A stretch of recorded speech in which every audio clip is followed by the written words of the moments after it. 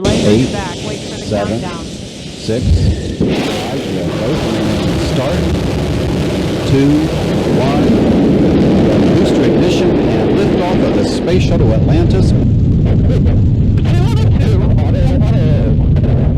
After that first initial kick in the seat, I sort of lost my breath for a minute, so I had to sort of take a breath before I could do my MS2 duties. There was a lot of excitement about our flight about this camera view on the external tank, and we heard once we got to orbit that it looked spectacular, but unfortunately we couldn't view it till we got down, so it was really neat video.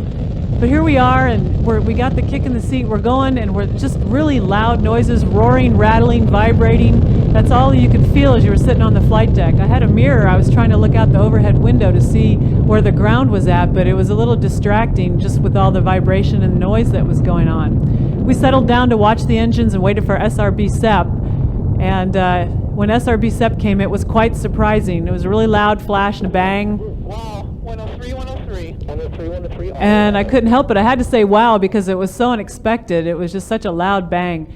We had a smoother ride after that. It was once the SRBs were gone. 50 nautical miles. And then we hit the 50 nautical mile point. Thanks, guys. And that's the point where Piers and Fyodor and I became flown astronauts. 8.5 minutes we were to orbit, and we got to work turning the orbiter into the rocket into an orbiter so we could start with our mission. Open the payload bay doors, and we were off and running. Almost immediately, we begin the rendezvous process, which takes about 2 days of burns to approach the space station.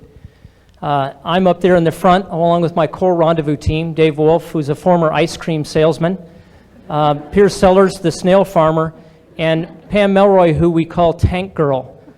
Imagine how that would feel. We're all on the flight deck here. We all have a lot to do. It's very crowded. We're looking out two tiny windows as we travel along at 17,500 miles an hour, both vehicles traveling that speed. This picture is about 45 minutes before docking.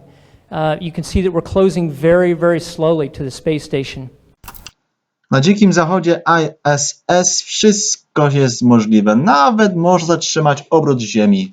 I wszystko będzie się zgadzało z prawami fizyki, matematyki.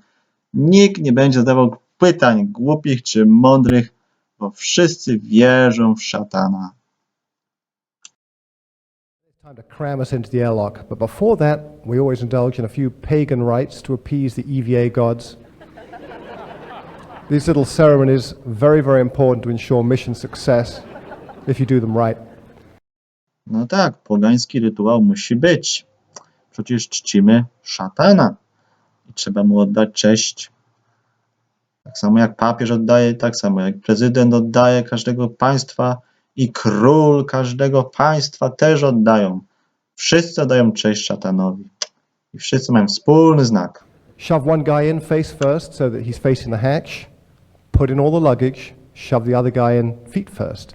And there's just enough room to basically not scratch your nose because you can't.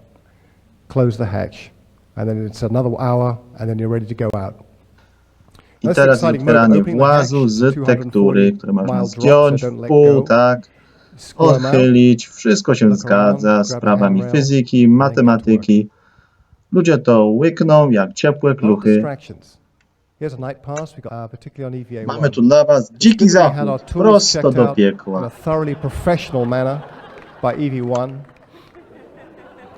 Be a challenge keeping that straight. This is an antenna that we installed, and you'll see how quickly it goes from day to night, at the same time going from plus 200 degrees to minus 200 degrees. O, a teraz są sztywne te drzwi. Aha, bo jest po zachodzie słońca i się zamarzły. A little over 7 hours outside in this case. We come inside and we're just happy to be hung on the wall and let Pam and Fyodor do their magic, let us rest and tree. It was really an amazing experience. To na tyle z Dzikiego Zachodu ISS. Pozdrawiam sataniści. I think the experience of living and working together in zero G is just such a magic environment that it just made us feel very close. It made us feel like a family. Objawienie świętego Jana, rozdział 20, wers 14. I śmierć i piekło wrzucone zostały w jezioro ogniste. To jest druga śmierć. Szatan jest tylko stworzeniem Bożym, które upadło. Nie upadaj razem z nim. Uwierz w Stwórcę, a nie w stworzenie. Czy jajo stworzyło kurę, czy kura jajo? Bóg Ojciec postanowił swojego Syna Jezusa Chrystusa sędzią żywych i umarłych przez wskrzeszenie Go z umarłych, aby dał żywot ludziom przez wiarę, a nie przez dobre uczynki. Źli ludzie nie idą do nieba, ani dobrzy nie idą do nieba, tylko ci, którzy są zbawieni.